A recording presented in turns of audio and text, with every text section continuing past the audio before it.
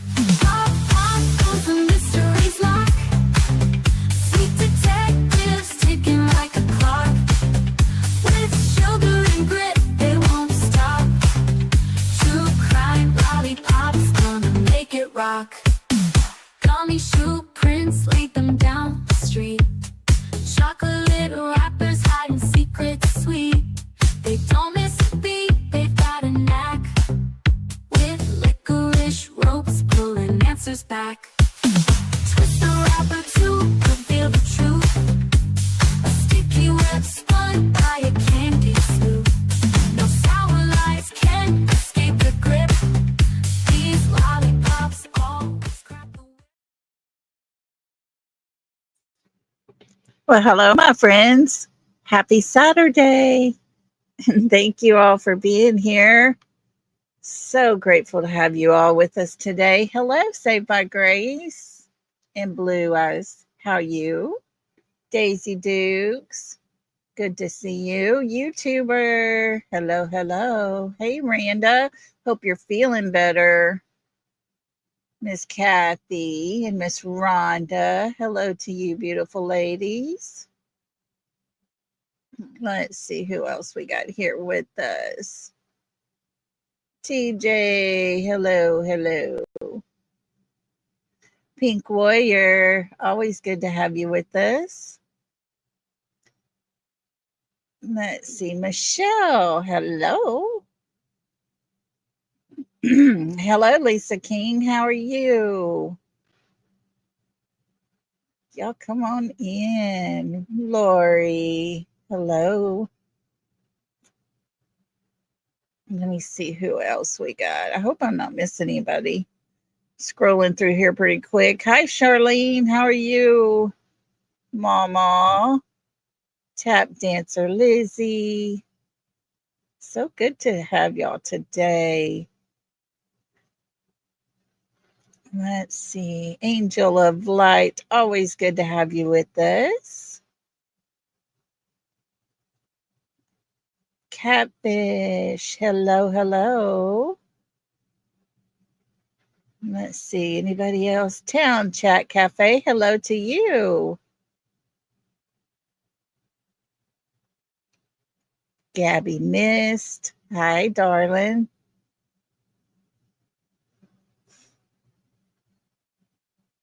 All righty, well, welcome everybody. Y'all come on in. Hi, Canadian True Crime. Aunt B, how are you? Hope you are doing well. Come on in, guys. Okay, well, hope everybody's having a really great day, having a good weekend so far. We get to start this one out with amazing, good news. The young man we were going to talk about today has been found safe. Bless his little heart. We're going to talk about his story here in just a minute because I still have questions and I worry about this young man. But let me see here. We'll go ahead and get started. I'm going to put up his picture here. They had the missing child, Brighton Muth from Wisconsin. And he's 15 years old. And if you notice, he is in a wheelchair. He had both of his legs amputated. Bless his little heart. But, oh, hold on to me. I'm trying to pull it up so I can read it. All good for you. We're going to go to this article here. And this is from the paper there in Monroe. It says authorities are urgently searching for a missing juvenile in Monroe who requires medical assistance and may be without mobility support. According to Greene County Sheriff's Office and Monroe Police Department, Brighton Muth was last seen on Friday, February 12th, near the Blackhawk Technical College area. Police say Brighton has both legs amputated and relies on a wheelchair, which was left behind at his home. Just hearing that right away was a huge alert for me. Oh, let me go up. Hold on. Gabby, look at you, girl. Welcome. Welcome to the South. Welcome to the South. We break that good stuff out. We got enough to go around. So can I get a break and get down? Welcome to the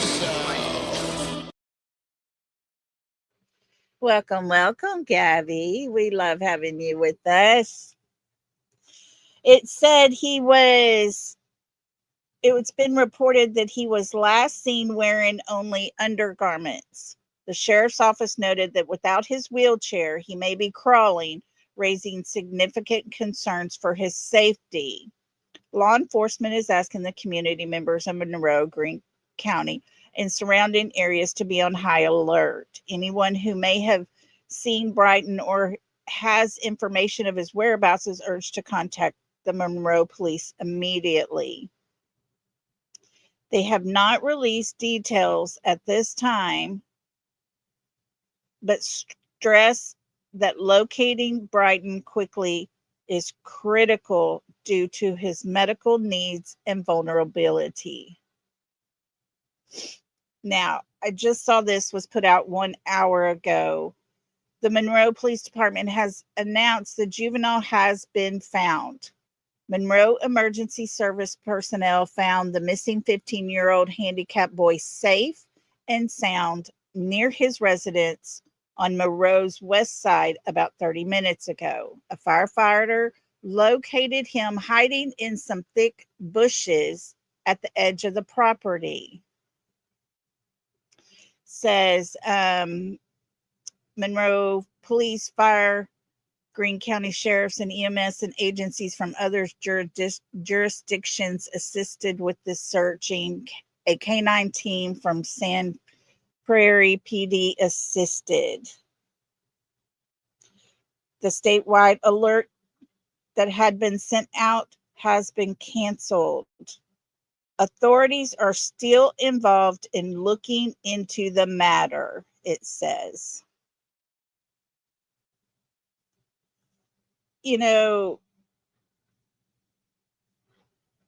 this story caught my attention because he was last seen around 9:30 last night. His mother woke up and reported him missing about 7:30 this morning.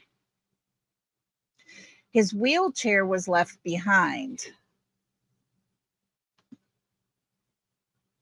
That leaves questions as to what would make a child leave his home in the middle of the night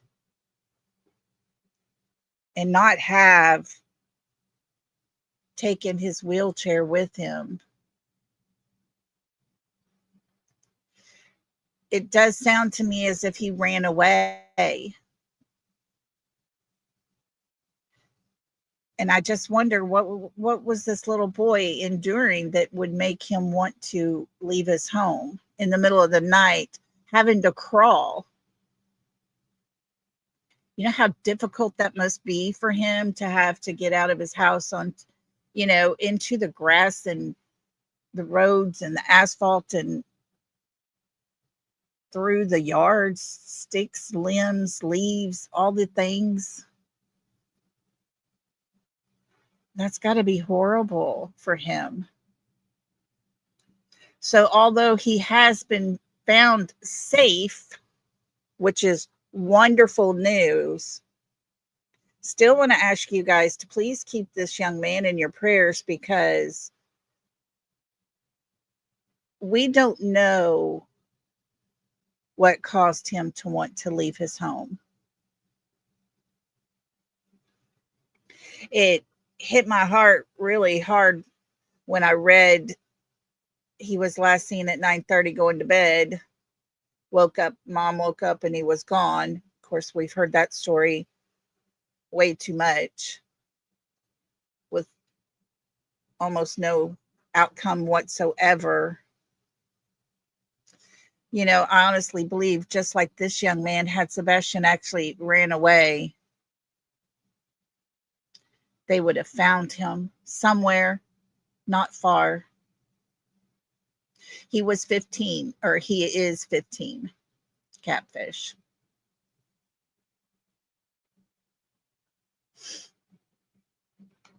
And,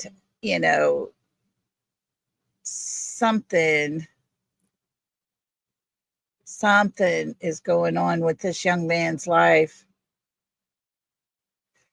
Yes. I want to talk about that as well today. The little girl is 6 years old. Her father picked her up or her uncle picked her up from school, and they stopped by the house for a quick second and then took off, and they've not seen from her since. Her uncle is a registered S offender. I don't know, Charlene. I mean, it's very possible he might. If his chair was right up close to his bed, maybe perhaps he could have pulled himself up into his chair or over onto his chair. I don't know. We don't have a lot of details with this one. And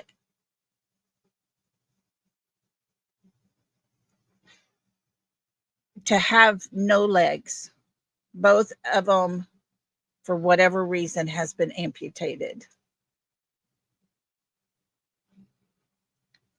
It just makes no sense to me at all. None. And unfortunately,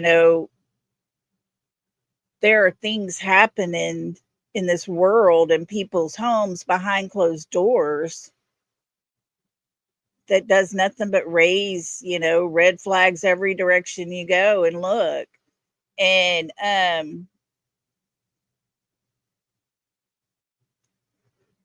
let me see here.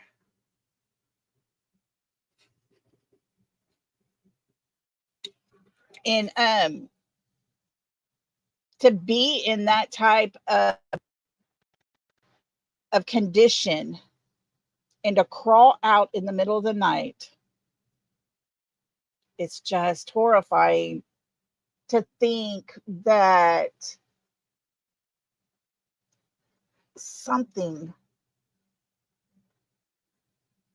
must have gone really bad in that house. Now, is it possible that he could have just got mad at his mother or father? Yes, 100%. I mean, teenage boys' attitudes, we talked about that yesterday a little bit, touched on that. Yes, very possible. But in his condition, I think it would have to be a whole lot more than just being pissed off at his mom or his dad or whoever. I don't guess they do, TJ. My kids, man, I checked on them every time, even after they were grown adults and hadn't, you know, when my son came back from Iraq, I mean, he gone and served our country and everything. And I would always stop, tap on the door. He would acknowledge me. I'd open it. If I didn't hear from him, I would slowly peek in on him just to have this mama heart of mine know that all my babies are tucked in. And I just don't understand, especially children with special needs. Sebastian does have this chromosome deletion. She heard a thud. What if he hit his head?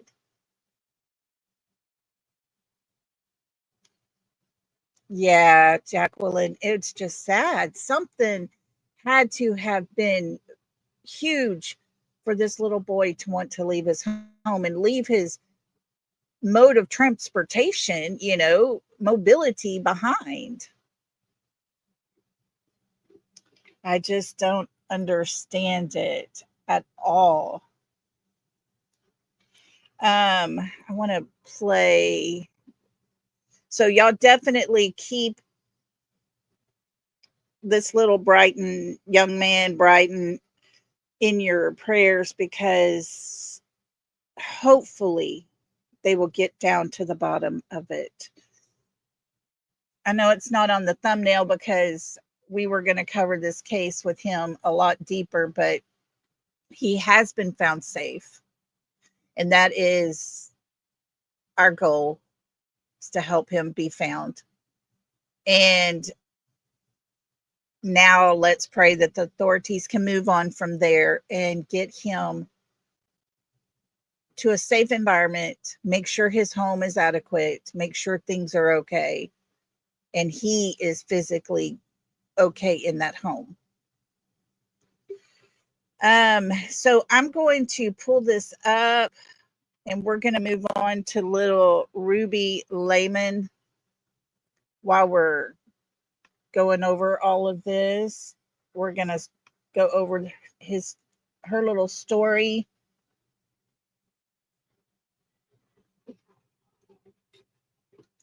Let me pull this up real quick.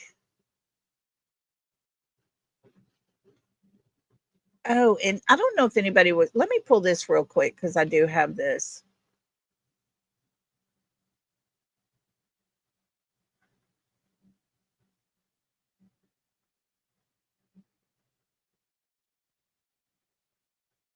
Nah, we'll wait. We'll save that for another time. Sorry. I just saw something I was looking for yesterday. I'm hoping that they do catfish. I really pray that they do look into that home life that he has. And I hope that this young man tells everything. Okay, we're going to look into little Ruby Layman. This is a press conference that was put out. Let's watch this. And I don't know. Here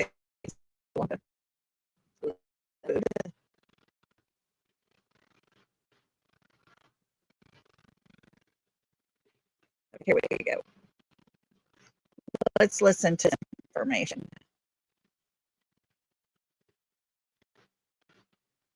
I hate all these ads that pop up all the time.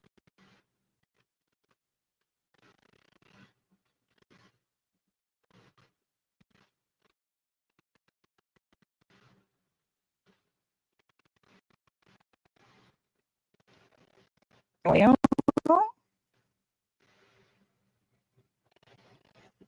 maybe we'll wait.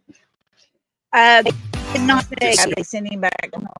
Cover a world of savings with a AAA membership. We're more than just emergency roadside assistance. AAA members save an average of $220 per year through exclusive discounts on tickets, shopping, dining, hotels, and more. From popular attractions to everyday purchases, AAA has you covered. Visit AAA.com/audio and find out how much you can save. That's AAA.com/audio. Restrictions apply. Visit us online for details. Yesterday, we're here today because we were called for a child abduction or a child missing at 4:42 in the afternoon down in the town of Almond. Our officers arrived and found out that the 6-year-old girl had been missing since about 3:30. So an extensive search began at that point for the 6-year-old Rudy Layman that lived down at 1201, I think it was 1201 County Road D in the village of Almond. After several hours and information from the family finally came forthcoming in regards to, they believe that Jordan Coyle, that's Coyle, which is an uncle to Rudy, picked up Rudy and took her from the scene. At that point, we stopped the search at about 9:30 at night, and we brought in the Federal Bureau of Investigation and also the DCI to help us in this investigation, since they have a plethora of resources that we can utilize. So since that time, we have been working in regards to the Amber Alert, numerous other things that are tracking individuals so that we can actually locate Rudy safely. So I just wanted to keep everybody up to date that we do believe that Jordan is in the Tri-County area at this time. We are concentrating several areas, and we are going to update further as it progresses. But the FBI from Eau Claire, Wausau, and Green Bay are here with about 20 agents. We have about 20 agents from the Department of Justice that came up to assist us, along with Stevens Point Police and numerous other agencies local that have been assisting us throughout this investigation. When you say Tri-County area, which 3 counties are you referring to? Portage County, Washera County, and Wood County. Can you talk a little bit about dogs, cameras, drones, those types of tools that you may have called in to assist with the search last night? Yes, we had, well, first of all, Almond Fire Department, Plover Fire Department, numerous fire departments, and numerous private citizens last night were out doing a canvas search in the village of Almond, which is a small village, but it took quite a while to go through the village in regards to searching. We've had numerous drone teams up. We have called others out. We are also utilizing other resources that I'm not going to divulge right now in regards to the investigative techniques. The person of interest in this case, the uncle you said it was, is it paternal uncle, maternal uncle? Do we know what side of the family? I do not know that. He has a rather long history in court records for Washera County, including the. This is in Wisconsin. Is the concern heightened for this child's safety now that we think she might be in his custody? Well, anytime a child is taken without the parent's consent, it's a heightened in my book for anybody. Is it heightened for this? Yes, of course it is, in regards to Mr. Coyle's previous history.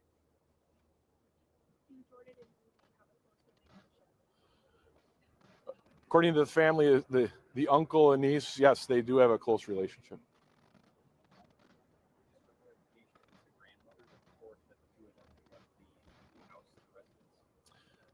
The grandmother reported that Ruby was missing from the residence since 3:30 when she called at 4:42. It was another person after several hours at the scene informed us of that.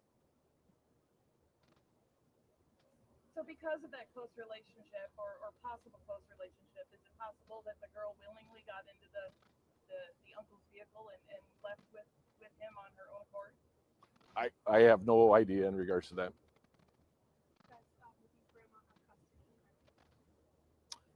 No.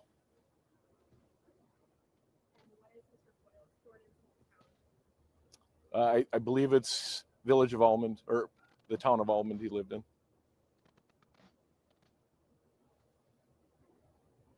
So see something, say something. Do you have a preferred method where people reach out if they see something? Yes, we set up a Amber Alert tip line actually for Portage County.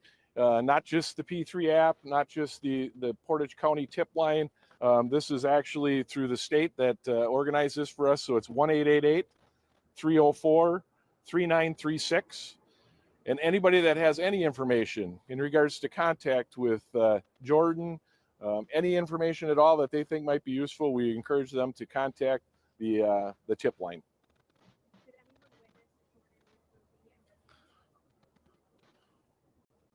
I have no comment on that.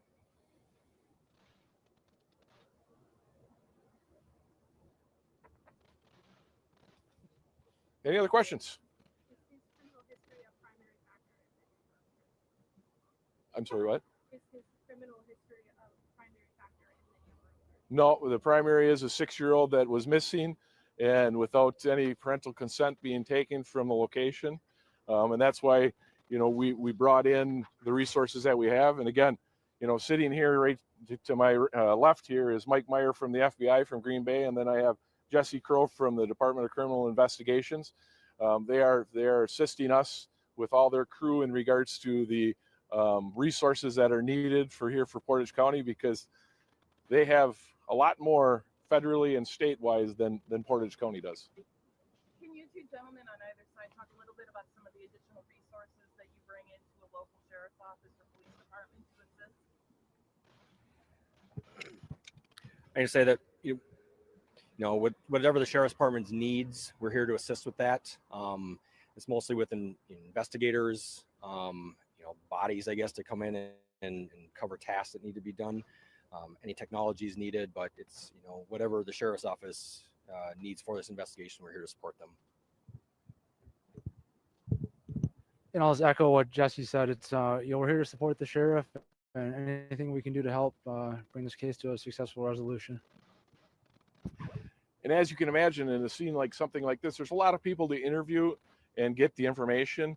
So with only 5 detectives in my division and Stevens Point having about 5, we need as many as we possibly can to go out and do interviews, canvas areas, get the evidence that is needed so that we can continue and be hot on the trail so that we can continue. Can you guess how many interviews you've conducted so far? How many people have you folks talked to in relation to this issue? Oh, I would say dozens. Do we know if Ruby was normally at her grandma's after school? Yes, the grandmother picked her up from school and brought her to the residence. You mentioned the tip line, but if So the grandma picked her up from school. we see Ruby and the uncle, should they call 911? Yes, call 911. And when they call 911, tell them that this is in regards to an Amber Alert, and that will heighten the awareness for the dispatch center that they're calling, wherever you are in the state, if they're seen.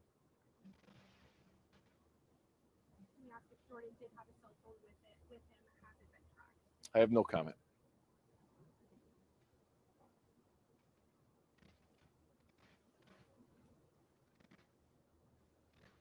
Okay. Well, thank you. And again, I will be doing updates as soon as we get further updates. I will give plenty of time if there's anything. Okay, we're going to stop this. Yes, let me share with you here real quick. There is an Amber Alert. Let me take this off here. There is an Amber Alert for little Ruby. This is her. And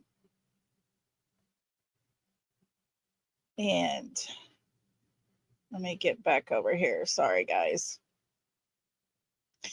Sorry.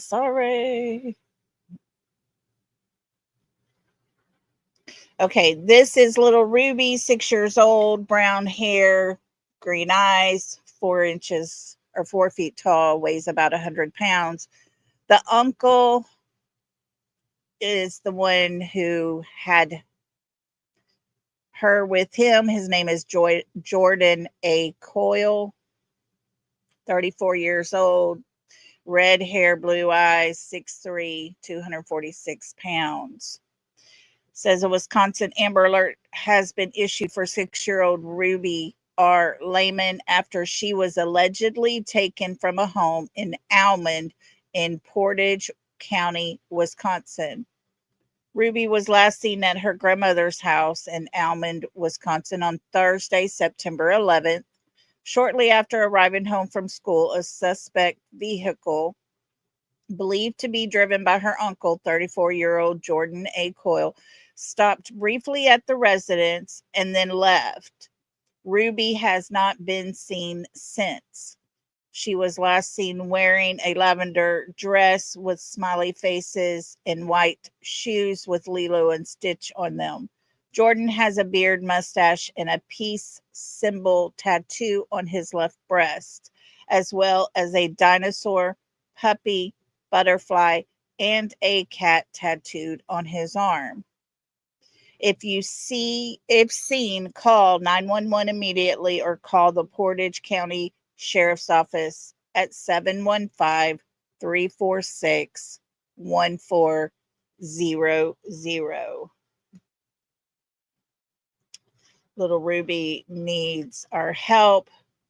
It says, let me see, this was talking about the Amber Alert yesterday. The Portage County Sheriff's Office and about 20 agents from both the FBI and Wisconsin Department of Justice Division of Criminal Investigation are searching for 6-year-old Almond girl who has been missing since the afternoon of September 11th. It said the family reported her missing. She went missing around 3:39 p.m., but the family reported her missing about 4:42 p.m. They searched until about 9 p.m. that night. Ruby's family didn't tell authorities until several hours later that they suspected Coyle had taken her. Ruby and her uncle are known to have a close relationship. Lucas said both the FBI and Wisconsin's DOJ have promised to provide any assistance needed during the investigation. They believe Ruby and Cole are still in the area around Portage, Waushara, and Wood County. And it says Coyle drives a white Ford F-250 pickup with a toolbox in the truck's bed. And it has the license plate number of WC2249. It's very, very sad.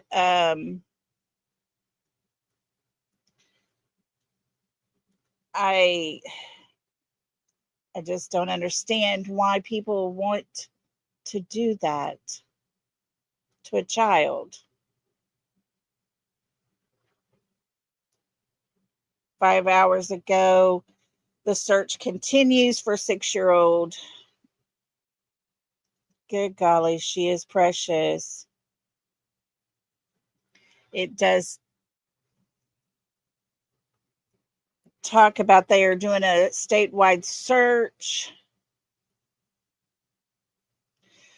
Court records show Coyle is a registered S offender. In 2009, he was convicted in Waushara County of 2 counts of S assault of a child. He was sentenced to 3 years in prison in order to undergo S offender treatment. Law enforcement is working with the Department of Justice, the FBI, and local agencies, following up on hundreds of tips. They're urging the public to remain vigilant and keep hunting cameras in rural properties, properties, particularly in Washington's bow hunting season, has now begun. Wow. Hello to everybody coming in. Thank y'all for being here. Sounds to me that this uncle is an evil person. And he seems to be quite close to this little girl. I just wonder why it took. I understand if they noticed her missing around 3:30 but didn't call for about an hour. That would explain to me, I would just assume, time to look around. You know, yes. You know, but I get the time she went missing, that they noticed her missing, to the time they actually called in, makes sense to me, just because you would think that they would look everywhere and cover all angles before, you know, totally freaking out and calling the cops. I get that part. But to take several hours to say this family member stopped by, he served time for assaults on children, and about the time he left, no one has seen her since. That would be first and foremost, number one, important. It doesn't matter what family ties you have. That is important information. Yes, it does remind me of little Audrii's case. And I just was heartbroken when I first heard about it. And I'm telling you, I was touched so hard by little Audrii's case because it was so close to me. I went to the spot where her body was found. I saw the little tide pool that was swirling in the water where they said her body got caught up by the piling under the bridge. It just broke my heart. There was a big, huge area under that bridge that had everything purple everywhere around it. Flowers, lighted flowers, a whole beautiful area, and kids from her school were coming out and leaving things there for her. It just broke my heart. And when I heard this, I thought, oh my gosh, this is little Audrii all over again. And I pray the outcome is way different. Way different. Because the man who took little Audrii away from this world actually lived in her home with her and her dad. He was a trusted friend of the family for her.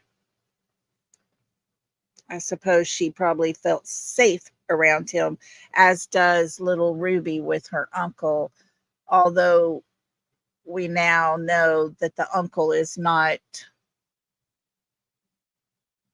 okay in the head.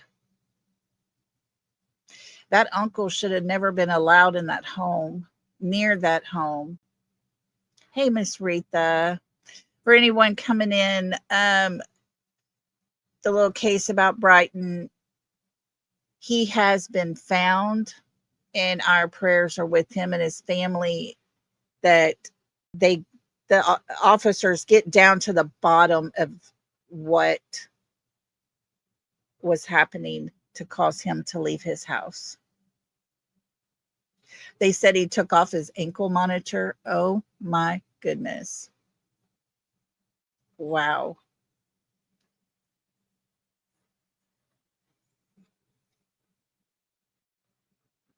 I watch a farm channel, and yes, Jacqueline, the one down at the river for little Audrii. Yes, it was not far from him. Yeah, not very far at all.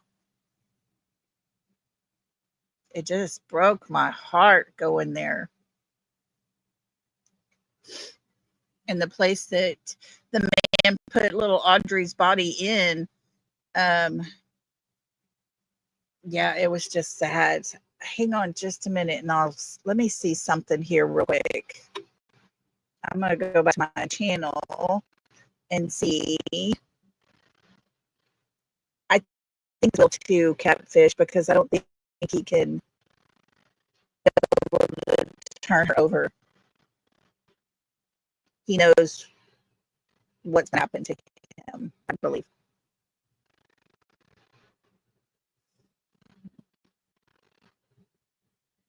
Hang on, let's see. Okay, I'm going to play this for you. Let me share here. This is about little Audrii Cunningham. You go. My voice is breaking up.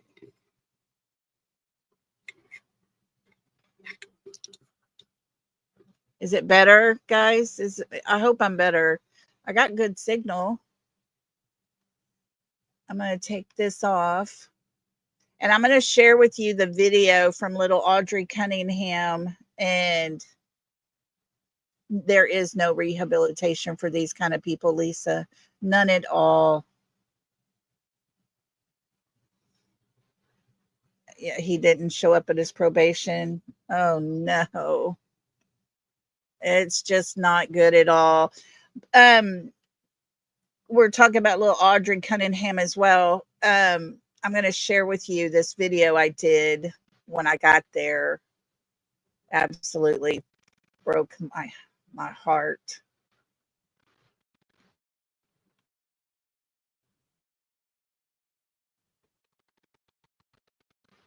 Pull it all the way back. Start at the beginning. Y'all just think me and Steve went on a trip. All right, here we go. Hey guys, I wanted to start recording, and we're going on a little trip. Of course, we're already here, but we are going up under here, and we are going to pay tribute to little Audrii. So I didn't take you the whole way and record, but I wanted to start recording here so y'all could see everything. But it was kind of an eerie feeling, sad feeling as I went across the bridge coming this way. It was really, really sad. Oh, there's people up here too.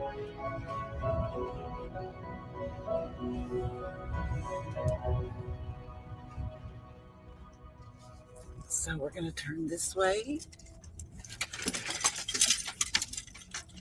And we are going to go right over here.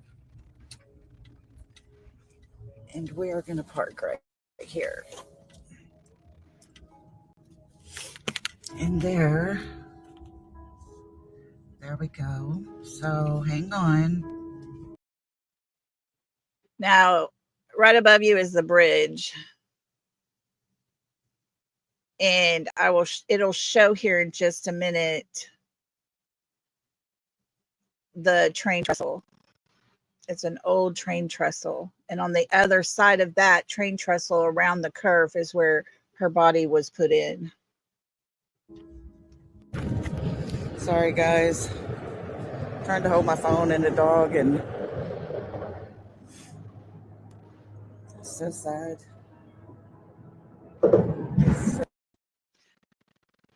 Do you see the S on this pillar?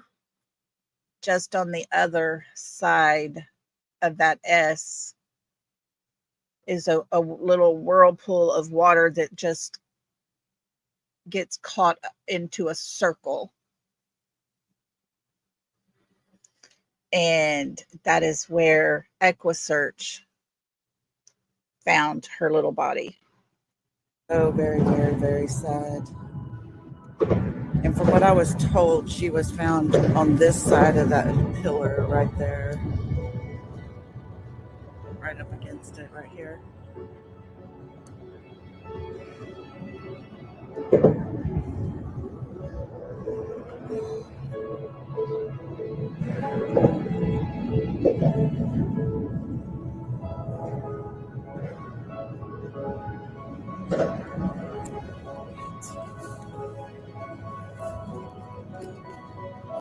This is so touching to me because so many people cared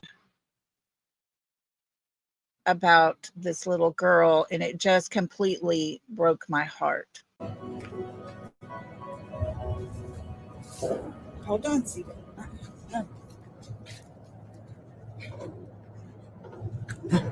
Siva, come here. No, they're not here for you. Well, quit. You're choking yourself.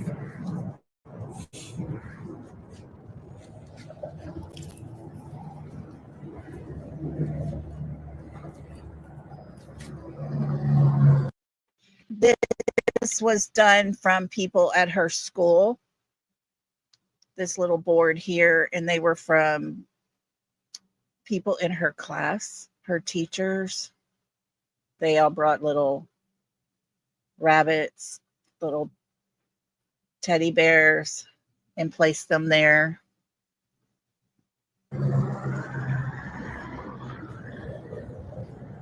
Come here, Z. I hope you love heaven. I hope you love the Lord.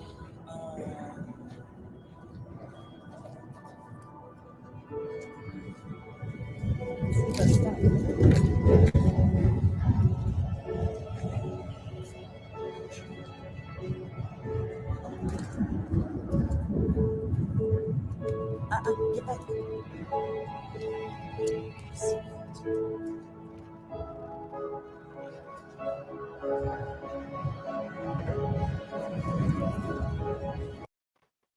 I was trying to be respectful of all the people that were around. I didn't want to get their faces in this live because I didn't want to bother them while they were crying and mourning to get their permission. So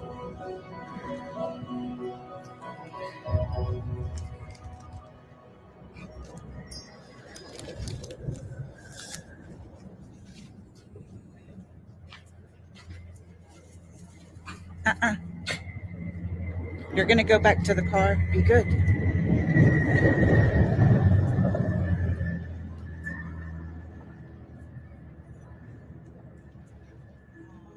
How sweet. No, ma'am. No, ma'am. Come here.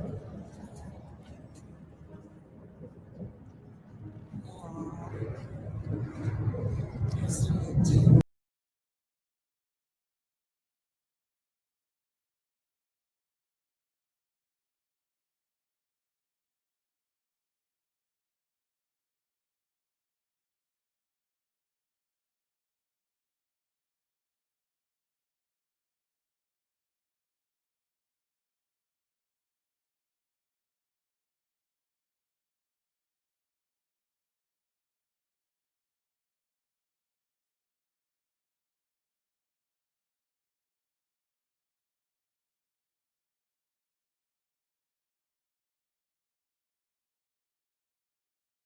Sad place. I guess I should get my phone out of the hand that's got her. Of course, she wants to smell everything.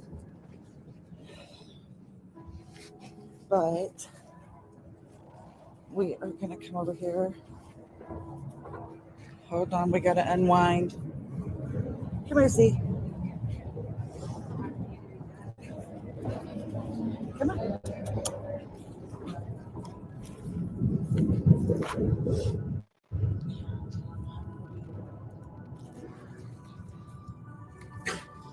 Come here. Hey.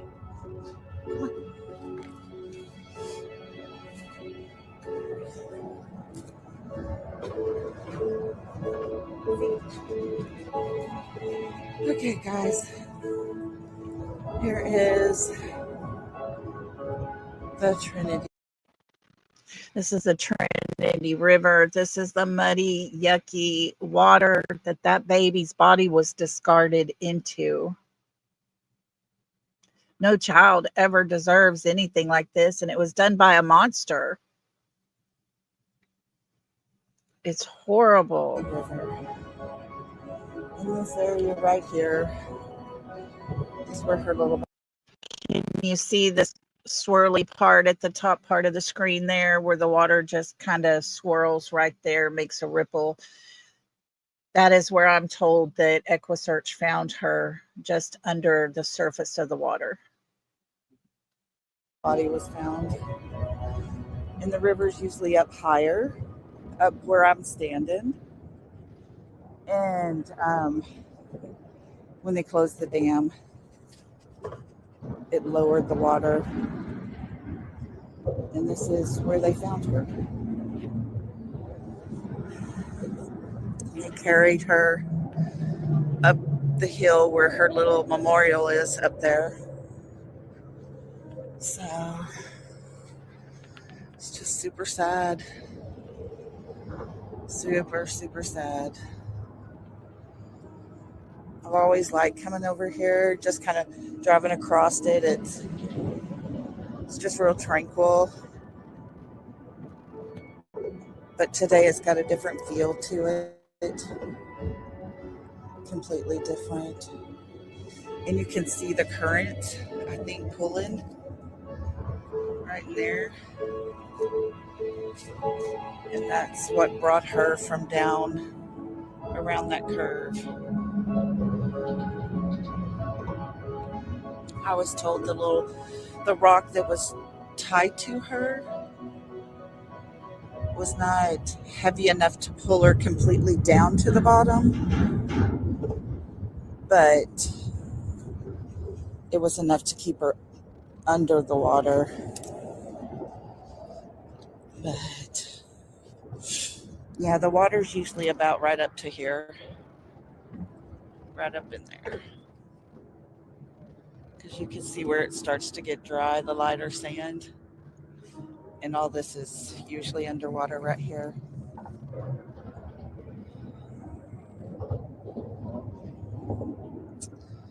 But there's such a strong current here.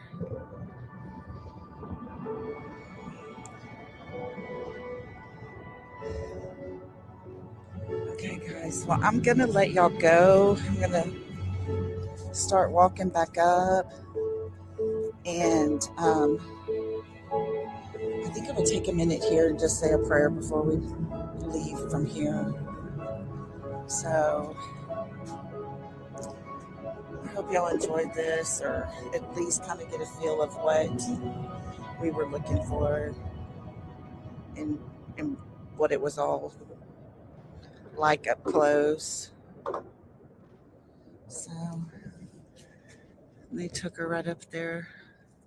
And this, I don't know if y'all can hear it, but this is a strong corridor right here. I mean, it's just busy, busy, busy. And in the morning time, it would have been busy, but you know, that early in the morning, I don't guess there's too many people here. I think it would be easy for him to get down there, you know, and he would be down a little further.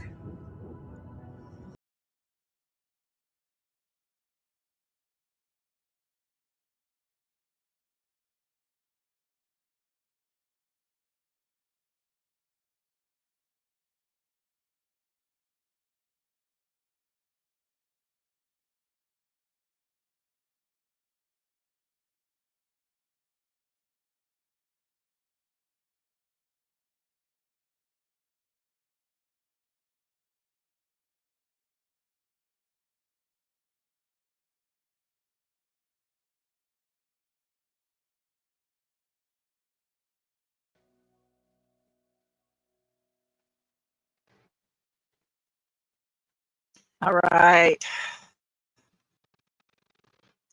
Well, that was such a sad day. That lady that I had a picture with her, she was another YouTuber, and she had been out filming while they searched, and she happened to be there. She said she just couldn't leave. She was just so heartbroken. But let's hope that little Ruby will have a better outcome, and we will follow her case and keep bringing her attention to her name and her face, and bring out, oh yeah, yes, yes, Miss Rhonda, little Audrii, there was a video out. She was so young, but yet there's a video of her doing a tattoo on a guy, and it was the guy who actually hurt her. It was just horrible. Absolutely horrible. And, you know, there's so many evil, evil people in this world. And it is so scary. But I'm so proud to be able to have a platform where we can call out those monsters and show their face to the world. Just to show who they are and what they're doing to these children.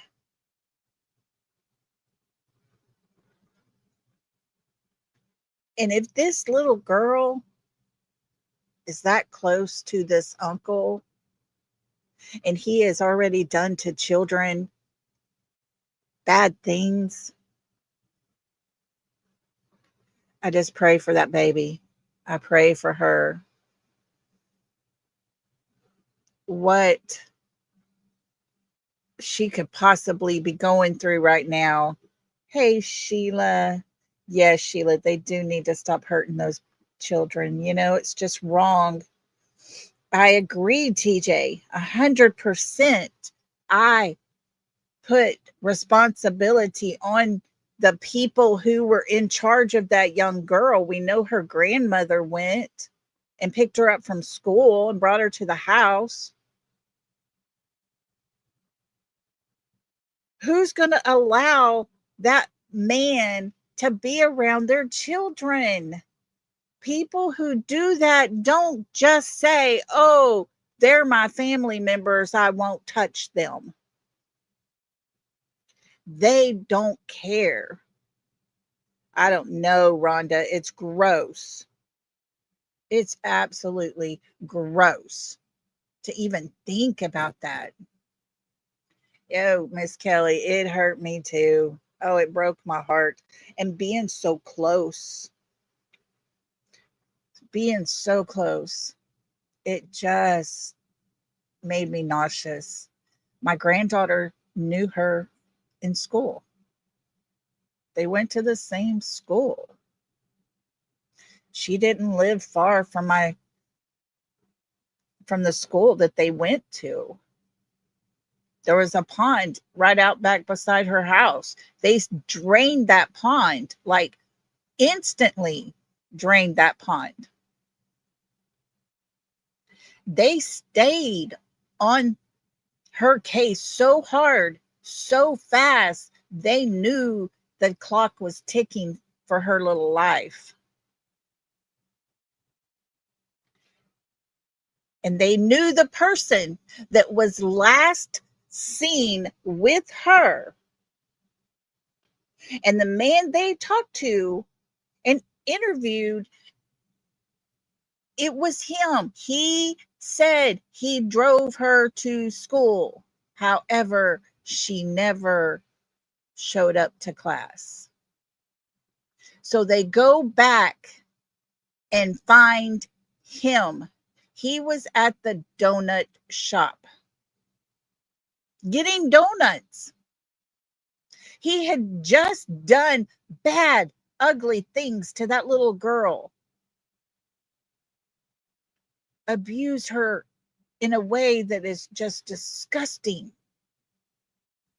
and then unalived her, tied her body to a rock, and threw her into the muddy river. It's just wrong. He was getting donuts.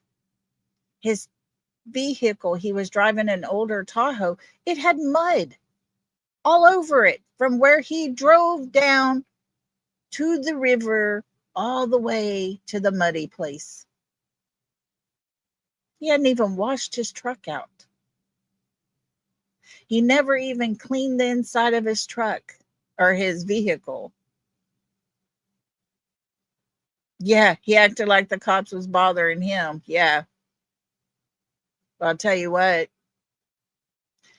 the only place he went from the donut shop was to the police station.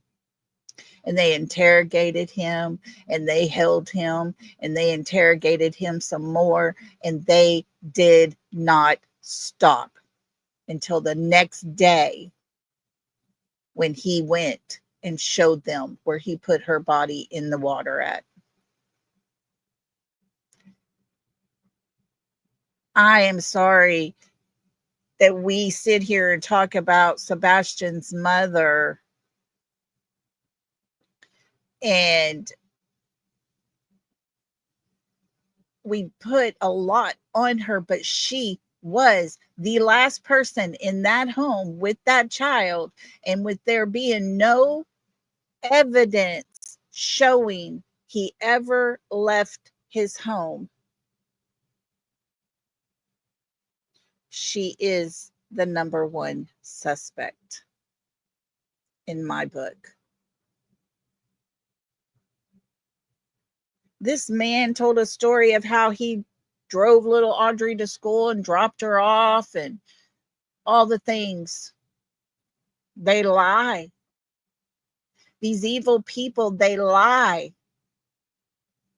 They're more concerned about their life than they are the one that was harmed.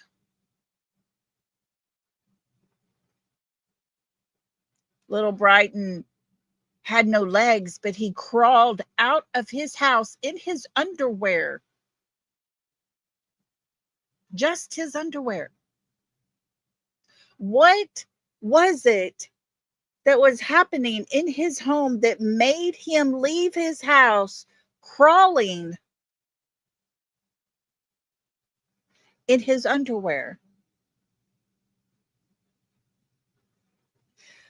What would cause Sebastian to leave his home but never pick up a pair of shoes that are right by the door he supposedly went out of?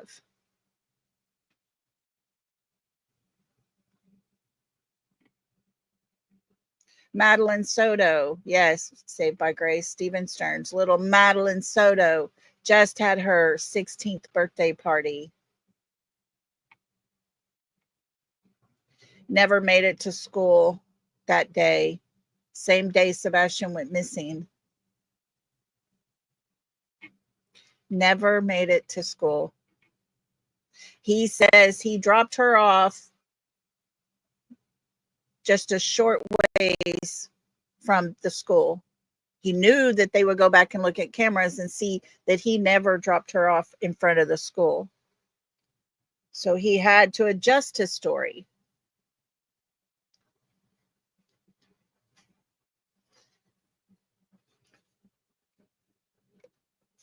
It wasn't long after they started seeing the red flags between him and the mother.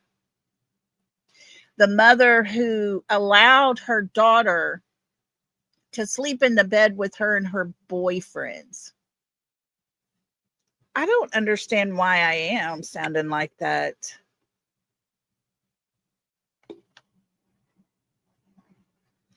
Let me check Let me check.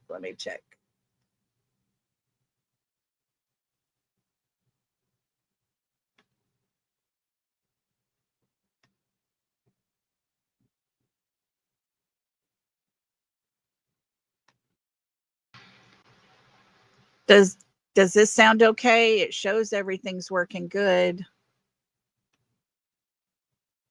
Can y'all hear me?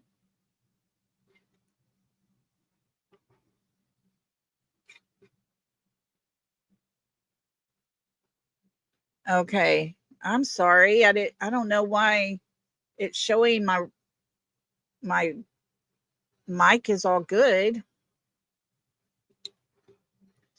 But yeah, red flags started popping up. They started learning that the mother had a headache and was not feeling well, so she sent her daughter and her boyfriend to go sleep in his bed. At no time is that okay for your 16-year-old daughter to be sleeping in the bed. Ever. It's not okay. Never is it okay.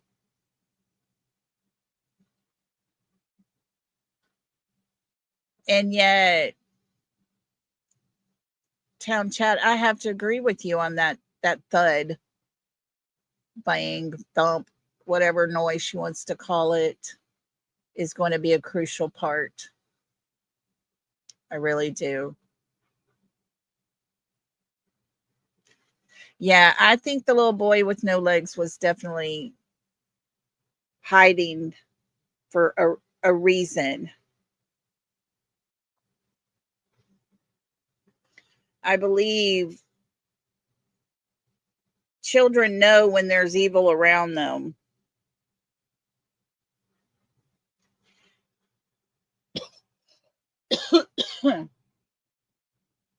And I also believe some try to leave and escape it. But I also believe there's a lot that never get that chance.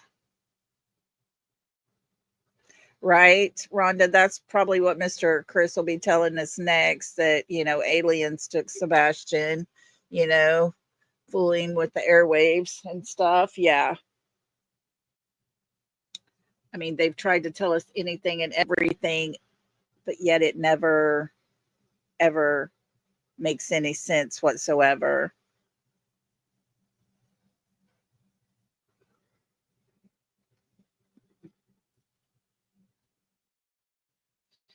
It's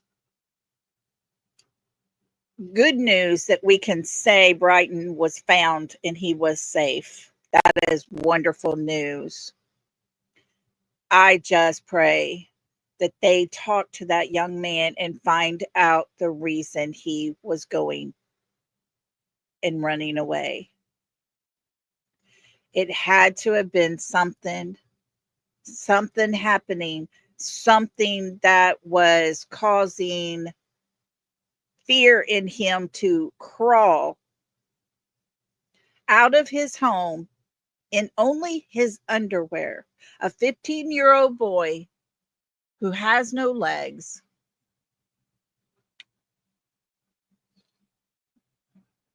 And they found him hiding in the bushes at the edge of his property.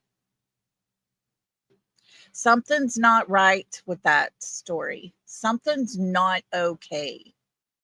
Just like I say with Sebastian, there is no evidence he left his home. None. Zero. So that means he had to have been taken out of his home in a way that was done for no one to see.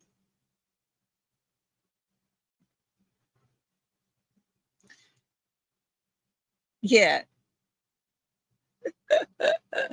Oh.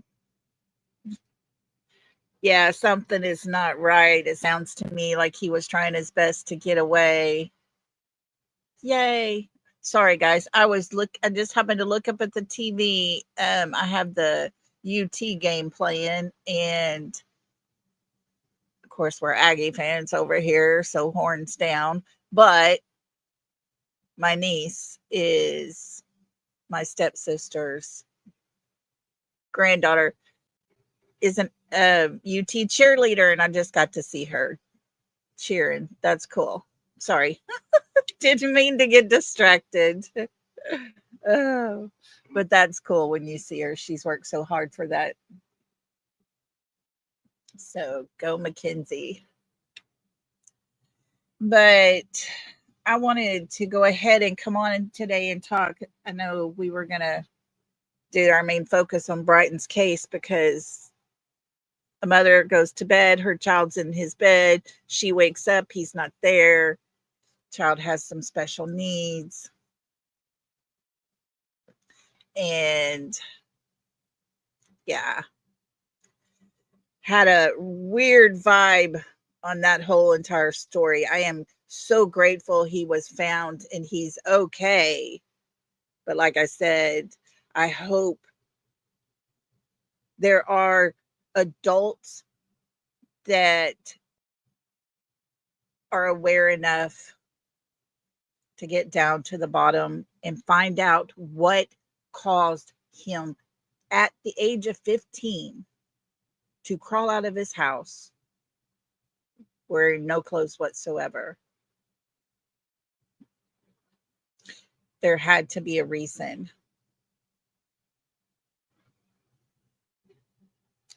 And Sebastian disappearing, guys, there had to be a reason. There has to be a reason. There's always a reason why things happen. And unfortunately, like little Audrii's case, the reason was there was a monster living in her home. A monster that it felt entitled to do things to her. A monster who felt entitled to take her life away from her just because he is a monster. And the same with Madeline Soto. A monster lived in her home. A monster who knew he was fixing to get caught. A monster who... Oh, Daisy, she's a cheerleader for UT, University of Texas. The Texas Longhorns. Hey, Kai. Hey, better late than never, right?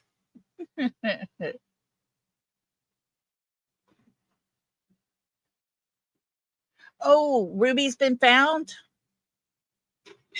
Catfish? For real?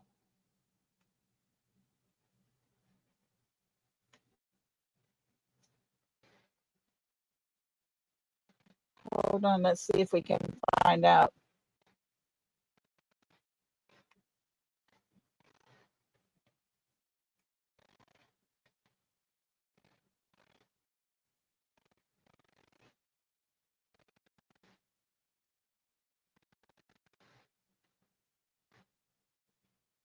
I'm Googling it right now. Hang tight, guys. Trying to pull it up.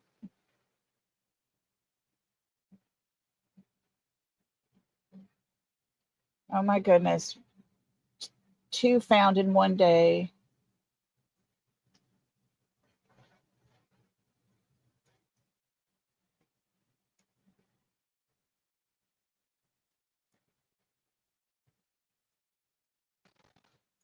Okay.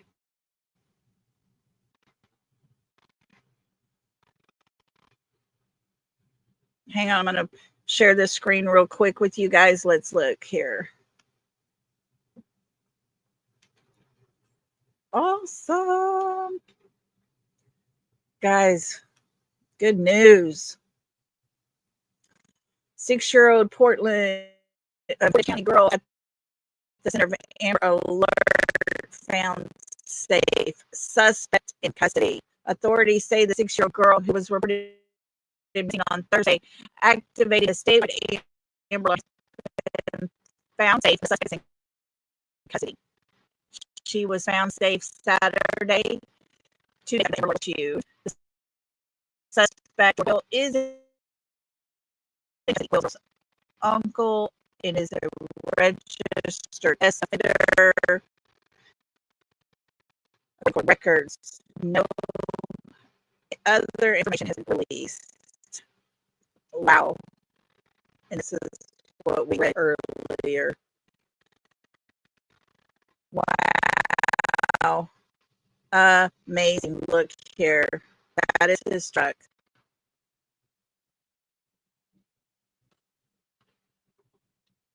Is it? I don't know what's wrong. Hang on.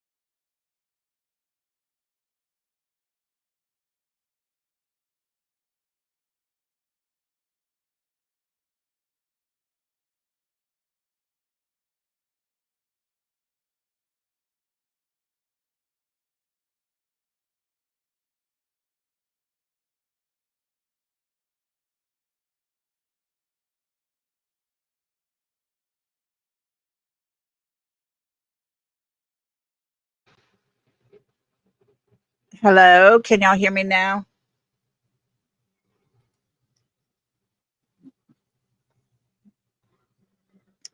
Okay, sorry about that. I don't know what it does or why it's doing that. I hope y'all can hear me okay now. But hey, she's been found safe. 2 in 1 day, guys. 2 in 1 day. Yay. Thank you, Jesus.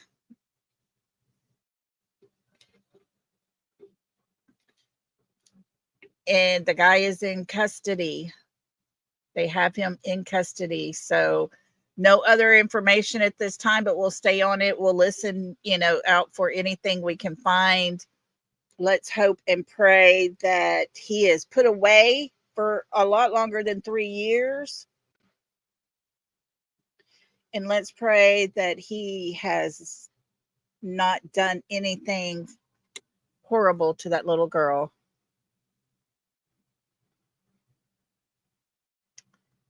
I just pray. Who was the guy? We didn't hear it. He is her uncle, Jordan Coyle. And he stopped by the house briefly. And when he drove away, they noticed that little Ruby was not there anymore.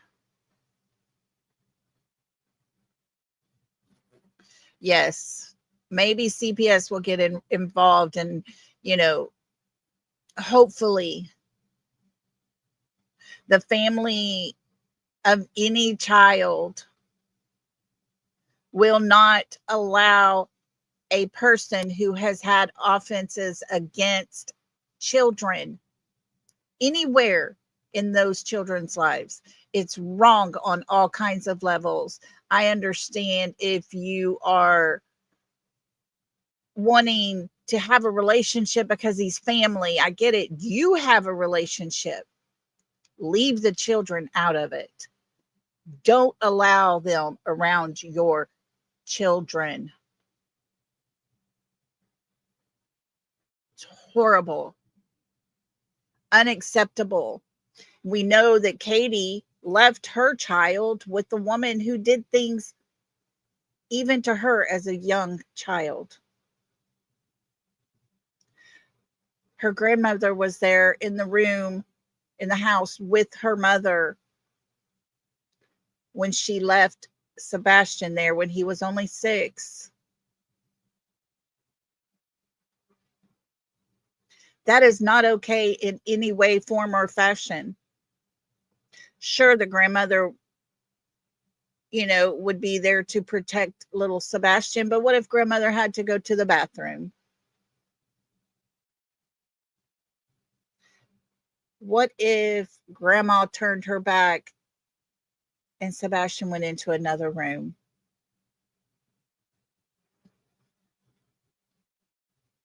It's not okay. And for Katie to allow that and to allow the contact to continue even over Facebook, video chats, whatever, it's not okay.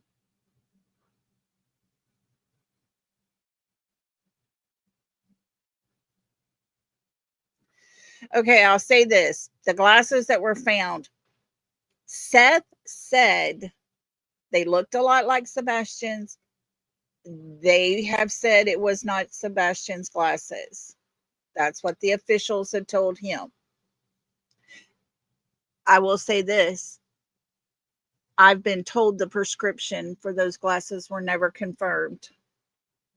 But if you hold on just a minute, I will pull it up because I have where Barbecue Ladies tells us that Katie actually confirmed the pants and the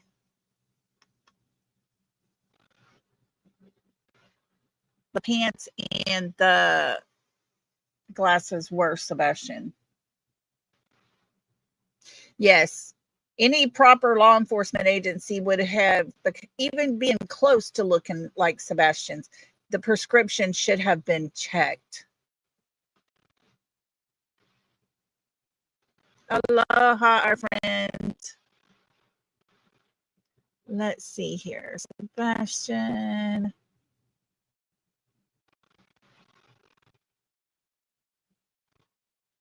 I just saw that. Let me see if I can find it again and we'll play it.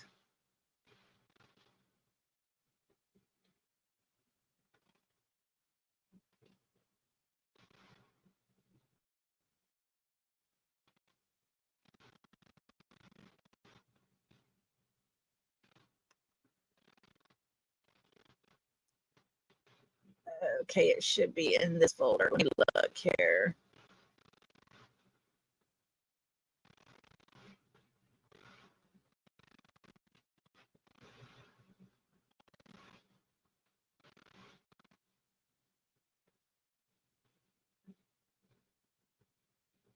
I'm a looking, guys. Hang tight, hang tight, hang tight.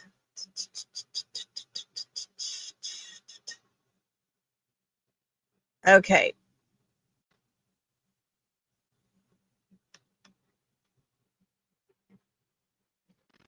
Hello, everybody. Come on in. Okay, let's go. Let me go back over here. Let me share this. Share this and listen up, because this is where Barbecue Lady is talking on a TikTok one day and said that Katie confirmed to them the pants and glasses were Sebastian's. Here we go.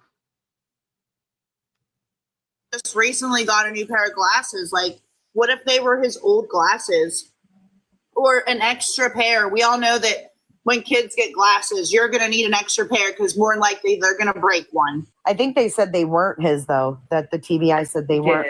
They said they weren't there. They weren't Sebastian's. But they didn't say, though. Well, no, I guess they flat out said they weren't his. So they did, yeah. And Seth said that But they said the okay, that's right. Okay. Yeah. Because they weren't worn by him recently. That's probably why. But if they found them and they knew they were Sebastian's, they've got to be thinking, who's throwing Sebastian's pants out in the woods? About the pants, though, real quick. Like, we don't know that they're Sebastian's, do we? Like, yes, we do. Yeah. And you guys have confirmed that individually. Absolutely, 100%. They were not his size. Right? Barbecue? Yeah. And I mean, I just, I don't have proof of that. Me, Body Move In, does not have proof of that. I want to make it clear. I don't know. They say they have independently verified this separately, but I personally don't know that. I agree. I have to say Gina that for my girl. contract. Wait, can we talk about, while we're on the planted evidence thing, before we get on something else? Clue, are you still there? For Cluminati's safety, because I believe, there could be conversations about planting evidence on her property. Neither parent was allowed to touch Sebastian's room, clean it, or anything. Like, they were allowed to put stuff back in order, but as far as like changing anything in their house, they weren't allowed to throw like any furniture away or anything like that. And it was very suspicious to me that all of a sudden, all of his carpet would be ripped up and thrown out and replaced. Yeah, that's interesting. They stayed at the same hotel. Really? Did they now? Hold on a minute, though. I don't know about you, but I don't really drink coffee, but I'll be damned if I couldn't sleep at night and I would get up and drink a cup of coffee. Text somebody and say, I can't sleep. Bullhorn, I can't sleep with court tomorrow. Join me downstairs for a cup of coffee. Oh my God. Oh my God, This is the y'all. last drop, Bullhorn Betty. Somebody said they both got bed bugs. Okay, well, there you go. It was confirmed. Later, she goes on to another panel and says that Katie had told her the glasses and the pants were Sebastian's. They should have all been in the house, exactly. So, how was it that if they were confirmed to be his, they weren't allowed to touch anything in his room? How did they leave his room? How did they leave the house? How did any of his stuff leave? Oh, I agree with you, Catfish. I believe there's a couple of them that know things. And that's just my opinion, of course, but yes, something. And, why is it okay that this is my thought. Why is it okay that we're all out here speculating about a pair of pants that was found by the river, by the little creek down there at Drake's Creek area, and then a pair of glasses found close to the Bowersock's home, and yet just a certain select few have got confirmation from the mother, but the mother doesn't feel it necessary to let the world know, yes, those were his things.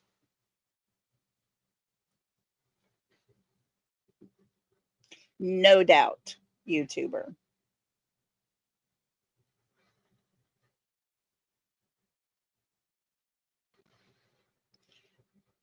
Oh, yeah.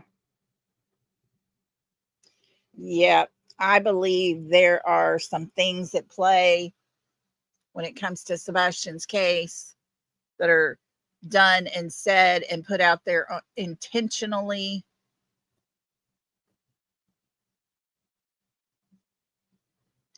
I heard they bought a lizard, like a big iguana lizard type thing. And I heard it cost $700. So who knows?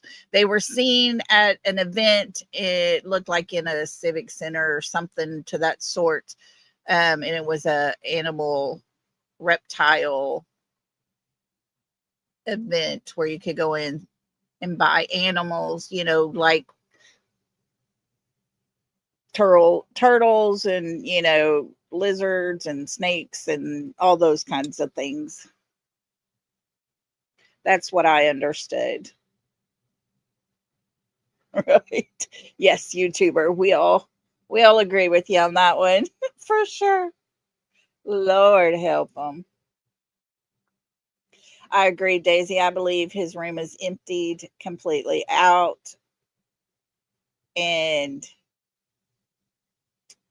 I think before he was ever reported missing, certain things were removed.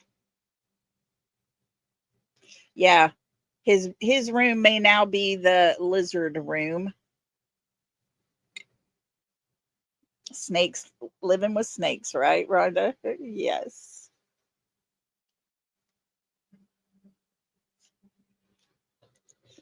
A snake scooter. That's funny. You know, we wouldn't know because they don't allow anyone to come into their home, and no one is allowed to see Sebastian's room, which, you know, America's Most Wanted wanted to do an interview with all three parents there, and they came into Seth's house. They went into Sebastian's room. They filmed in there, according to Seth. But the Proudfoots rented an Airbnb for their interview, as if no one in the world knew where they lived. You know, they wanted to keep that quiet, I guess. But they rented an Airbnb, I believe, in my opinion, to avoid anyone going into Sebastian's room to look. They would avoid that whole situation by renting an Airbnb. Showing a loving family, standing in the kitchen island, looking at different little things of Sebastian's. It's all pretend, folks. It's my opinion. It's my thought. That's how I see it. It's all make believe in their minds. You know, they had the perfect little family. Their perfect little family had issues. Mom and dad were at the point of splitting up. Sebastian goes missing. Mom and dad are thicker than thieves right now.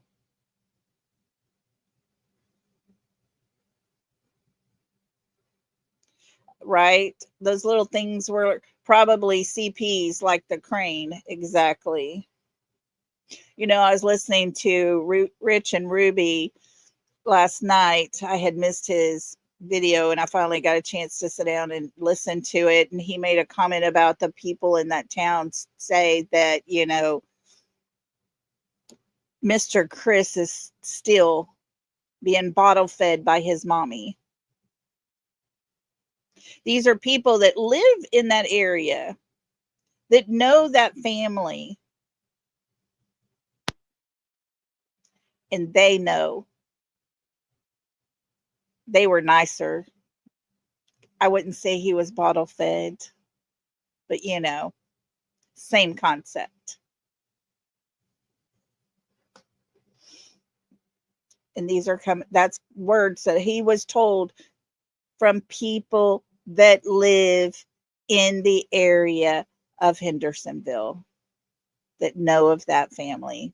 Yep, TJ, I believe he is still being breastfed.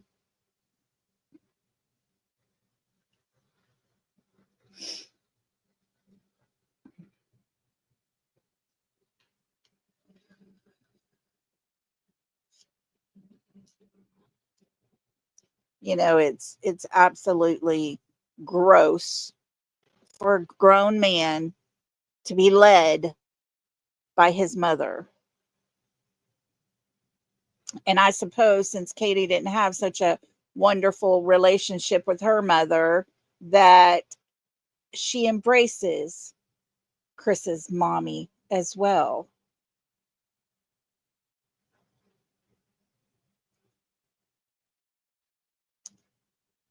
And it's absolutely gross.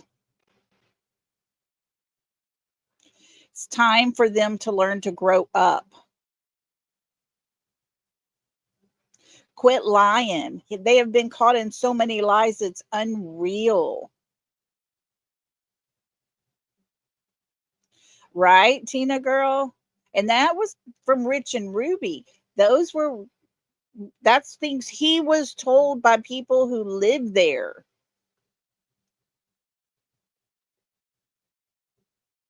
It was just yuck. And the lies continue to this day.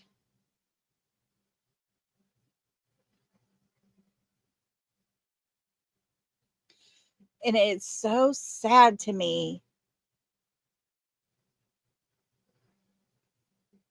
how people who are not blood related to Sebastian at all have had such a huge influence on how this young man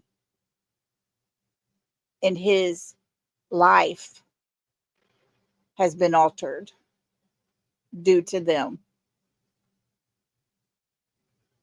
You cannot tell me at any time, and seriously, this is something that just eats me up when I hear it, and I'm just being straight up honest with you 100% here.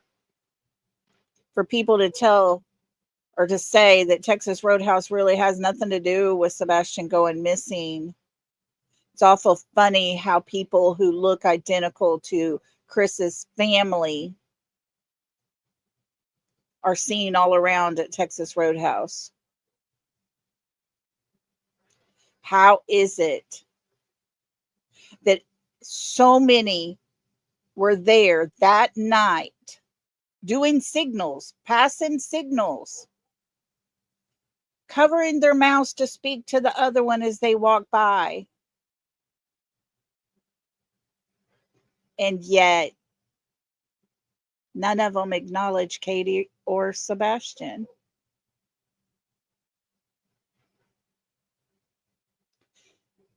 It's just gross. It's absolutely disgusting in so many ways. It's wrong. Sebastian deserves a better outcome than what they're giving him. He deserves that. He was a gift given by God.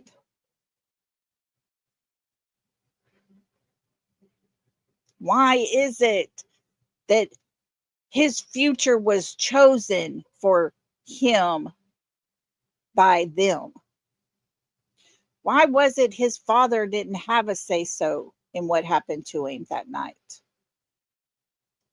And I'm sorry, but in no way at any time did Seth set Katie up to be the fall guy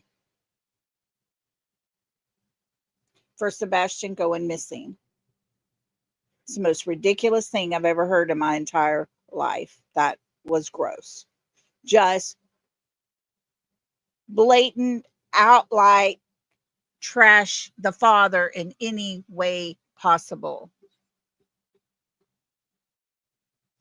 I agree, Catfish. Those lights are something. They are. I believe they were headlamps being worn. Possibly a small hand flashlight of some sorts. But there was activity happening behind their home, and you have to stop and look into it, because only one of those light sources go back to the Proudfoot's backyard to that home. And there's only one parent in that home, one person left in that home 3 hours later. How is it that she's not to be the number one suspect?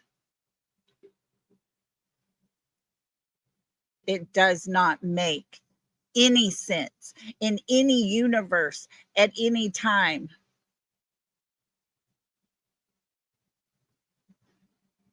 Yeah, they got pissed off all over the GoFundMe. Seth didn't set it up, his sister did.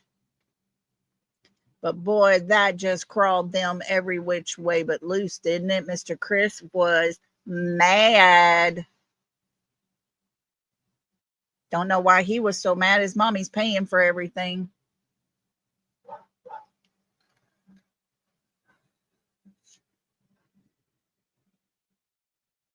But yet, Sebastian's still missing.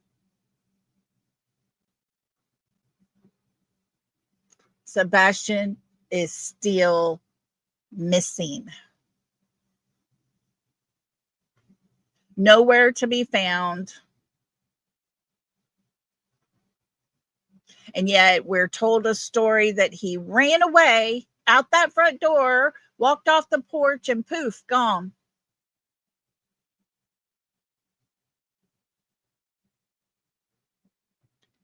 The same people who gave us this version of a young man, 15-year-old boy, who was actually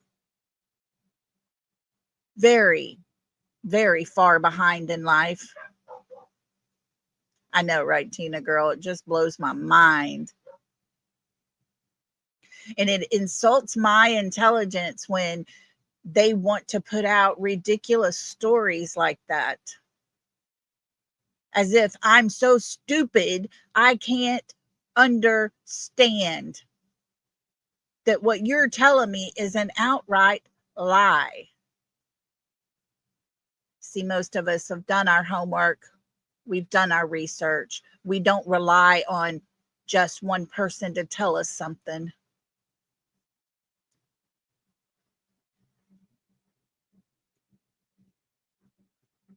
We all listen. We all take our own notes. We're all mentally capable of creating our own opinions based on the facts that we have. And the fact is, Katie and Chris can't tell a timeline of the night Sebastian went missing. The fact is, Katie put herself in that home, locked in there. Katie told us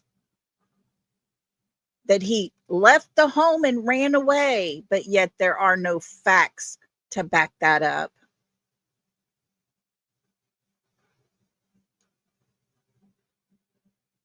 But I guess when you have friends in low places, and these low places are called the sheriff's department and the TBI, they cover for you. They cover for you. They give you the benefit of the doubt. They start this wide search. They would have saved so much money had they taken the mother in and sat her down and interrogated her and held her until they got some more information. That is the way it's done. You see, little Audrii was last seen with one person. That one person was taken in and was not released until information was given. And at that time, he knew he had no way out. Katie and Chris just got questioned there at their home and the comforts of their home.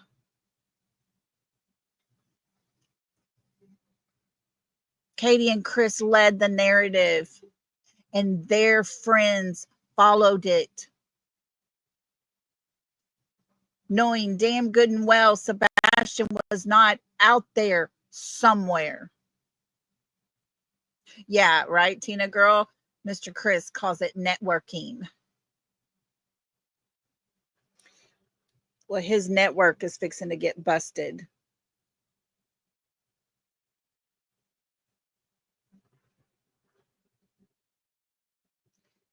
I hope and I pray that whole entire network pays for what has happened to Sebastian whatever it may be, they should all pay, because he's nowhere to be found. He's either been tucked away somewhere in a dark corner of the world where nobody can see him, or he's been unalived from the beginning.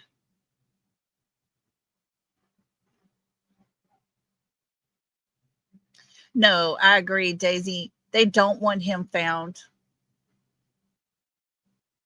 When you can go on a YouTuber's channel dressed as the stepfather, making stupid remarks about a hashtag that is absolutely disgusting because it incites hate for another creator, that shows us he does not care about finding Sebastian. At no time is that okay. At no time is that a way to find a child. At no time is that ever acceptable, except for in Hendersonville, Tennessee, where the idiots all reside. And that's my opinion.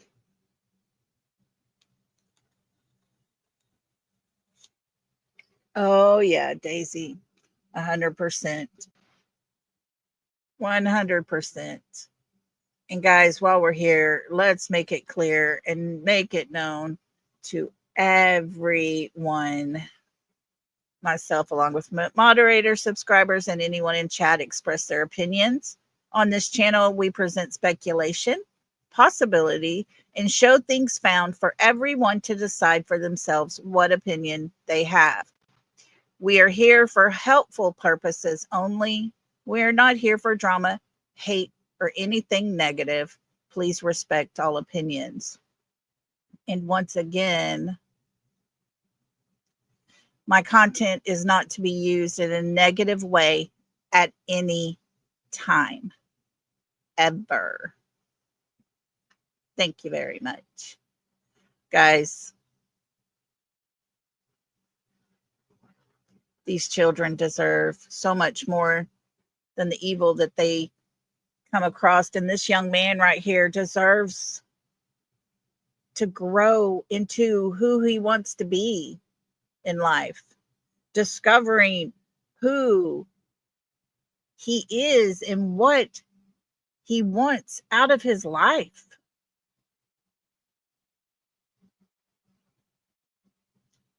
It is so sad when I stop and I feel like there's a strong possibility Sebastian could really no longer be with us. You see, I think if they had him locked up somewhere, eventually when he's old enough that he's no longer a child, they wouldn't get in trouble for all the things they did to him when he was a child in their thinking process, that he might could come back.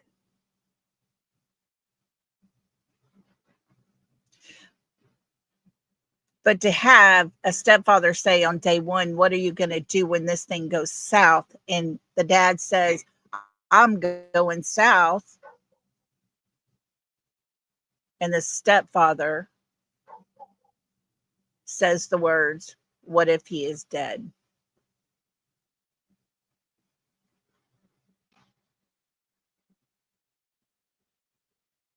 Make it make sense, folks, because none of it does.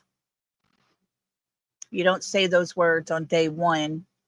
8 days in, you don't say this is going to be a case it's going to be studied. You better hope not, because when they find out this is how Sebastian's mother searches for her child in a 31-second span, going down and coming back up with windows all raised up, 31 seconds hauling butt down the road, it will not make her look good in any way. None.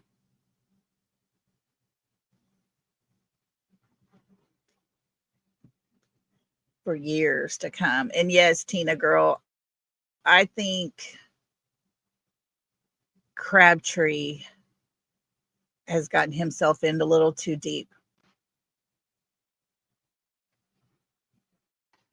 Yes, they are. I agree with you, Gabby. Oh my gosh, I agree with you, sadly.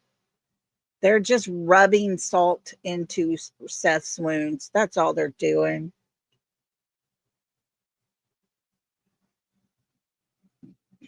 Yeah, Katie's Marathon, a 31-second search for Sebastian. I'm telling you, folks, you don't spend your time going out looking for something that you already know where it's at. And in my opinion, that is Katie and that is Chris. Seth has no idea he's still to this day, 18 months later, searching.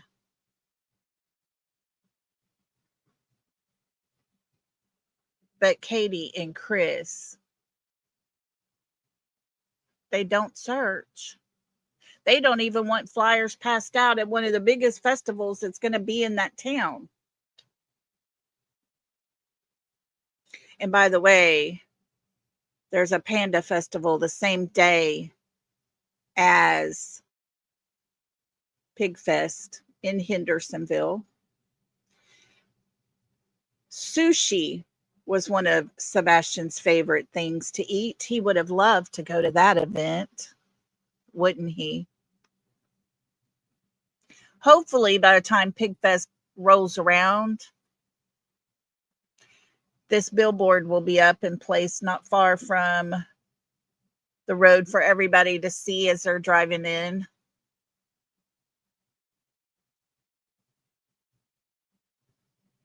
Hopefully that will be in place.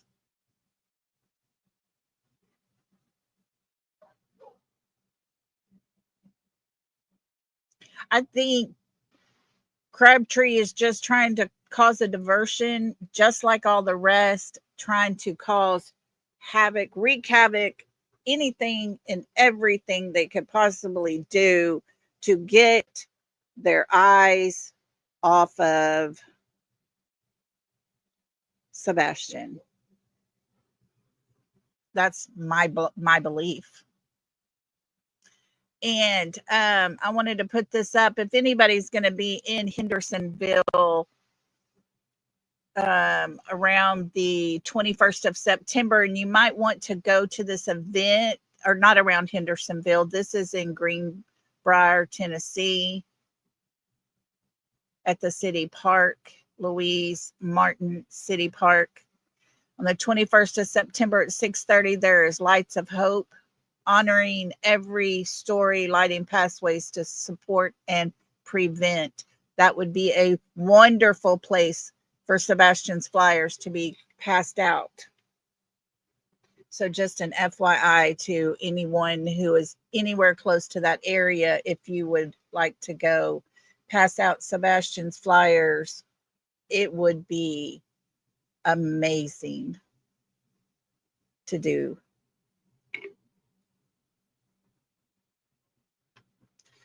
And folks, just remember, Fox News showed pictures of Sebastian, pictures that his mother sent to him. This is one of those pictures. Picture without her child.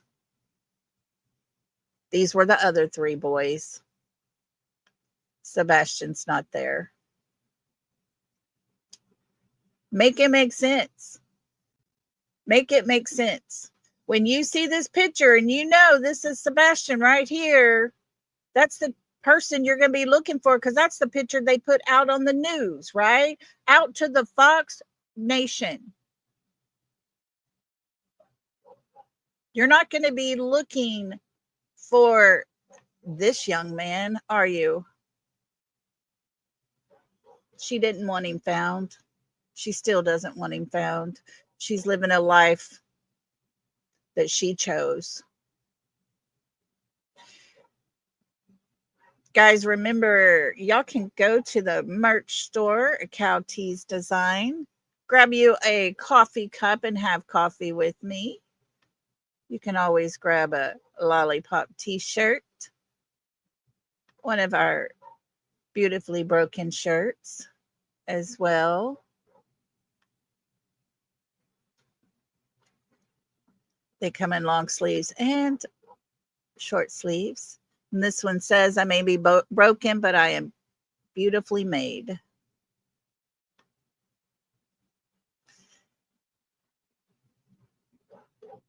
But guys, today we got to have some good news.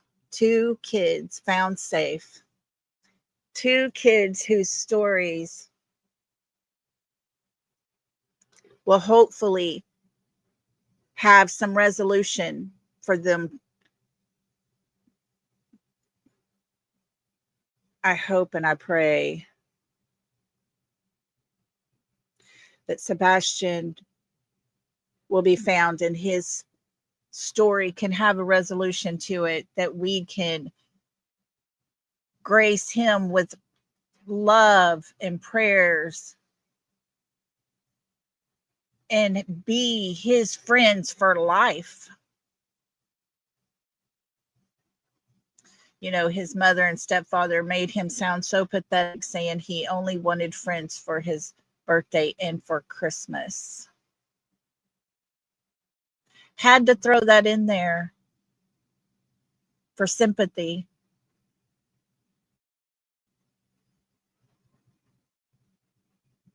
It's just absolutely sad that most people in that neighborhood didn't even know Sebastian was even existed.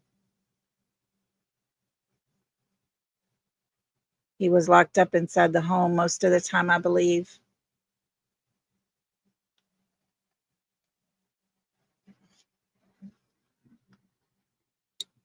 However, everybody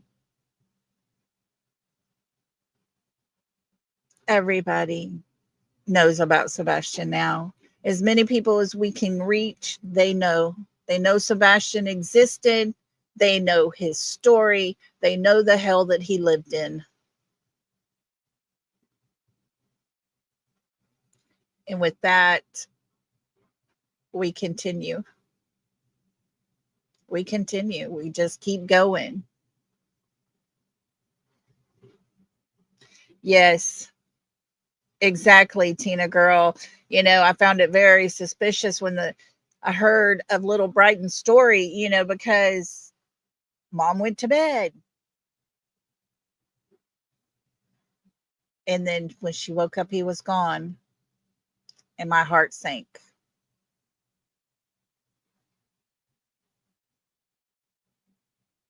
Exactly, Michelle. All of what happened, the people we saw at Texas Roadhouse, all of that was very out of character. Very out of character for a lot of people. But none of them looked distraught. They had a plan. They had a mission. And you can see the contact being made by people left and right. Signals and signs. It's right there for everybody to see. You don't normally see a person walking past a stranger in a yellow raincoat, cover your mouth and say something to him. He stops, turns around and looks and covers his mouth to say something back, even though he's got a face mask on. It's very plain and obvious what is happening there.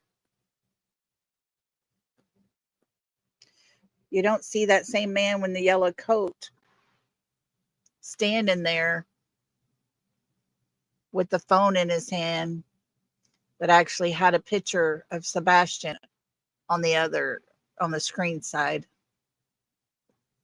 Why would that man be carrying this sparkly colored phone? Weird to me, but hey, I think that phone was passed off.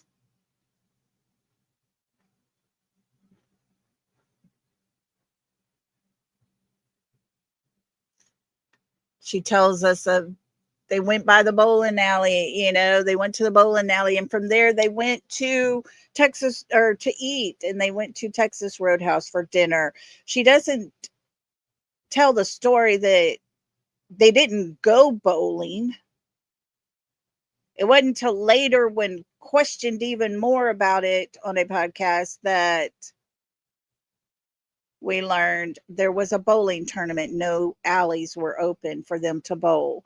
She did say he played video games, but yet that would require them to be there longer than 10 minutes from the time they pulled in to the time they drove out. Was that a stop just to be seen on camera elsewhere? I mean, there's so many questions when it comes to this young man's case. But the number one question will always remain, where is Sebastian? Where is he?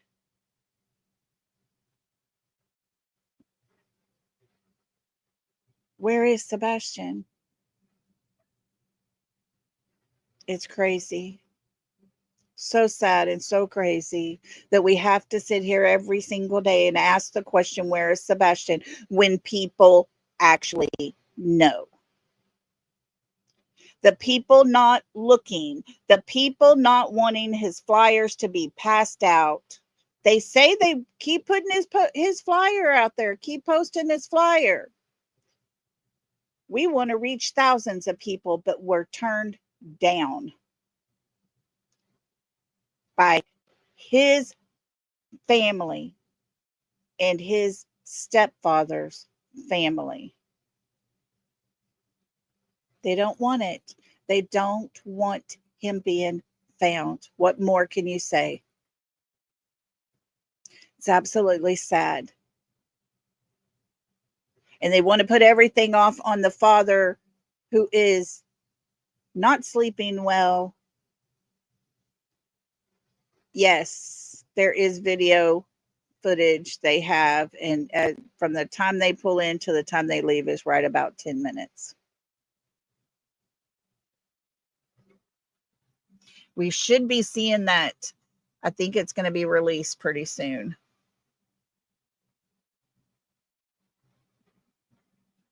And that's the thing, Tina girl. They know they're going to go to jail. They know that they will have to pay the price for what they've done. And because they know and haven't said anything, they're going to hold on to that. And the longer they hold on to it, the longer it goes, the longer they know, the more they will have to pay a price as well. I hope they all think about it and enjoy the money that's being passed around, and, all kinds of conspicuous ways, so that each and every one gets paid.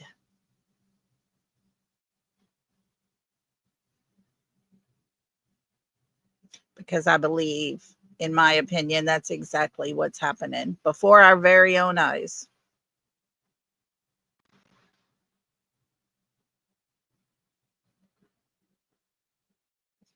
Oh, really? The big white lift in their yard still? Yeah, why would they still need that big lift there when they had to put up cameras again? Because they took them all down? Is that it? Maybe that's what they needed the lift for. They do. I believe you're right, Tina girl. I honestly believe they enjoy watching Seth hurt. I'll have to go watch it. Yeah, for sure. I've got some new pictures that I need to go through and look through, and from the 3 a.m. night video. And we'll be going over that pretty soon this week. And so Tomorrow, guys, we're going to talk about Summer Wells. She needs to be talked about some more. We need to look back into some of her case and keep her name going as well. So we'll talk about her a little bit tomorrow afternoon. Hopefully everything will work out and we can do that. I am so sorry that the thumbnail had Brighton's case all on there and we didn't have a lot to say about it, but that is a good thing. Okay, thank you, Michelle. But yeah, it's super great. And little Ruby was found as well. Thank goodness, because like I said to y'all earlier in, my first thought was, oh my gosh, little Audrii all over again. So to be able to come on here and have two cases we were going to talk about, and they were both found safe. We needed some good news, and that is uplifting and cheerful. And let's pray those babies get the help they need and are put in a safe environment so that they're never, ever needed help anymore. The only help children should ever need is little simple things, not protection for their whole entire life.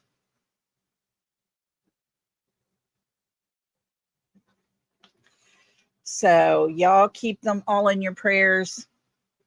I'm going to let y'all get out of here. The Aggie game's on. They're losing already. God love them. But I thank you all for being here today. I appreciate each and every one of you. Please keep all of these children in your prayer. Ask God to just lead us to the right place in what is needed so that they're found. And with that, I'm going to say I will see y'all hopefully tomorrow. Be on the lookout. I'll post it and we'll try to go live again tomorrow. So until then, guys, y'all have a super great night. Love and hugs to you all. Bye.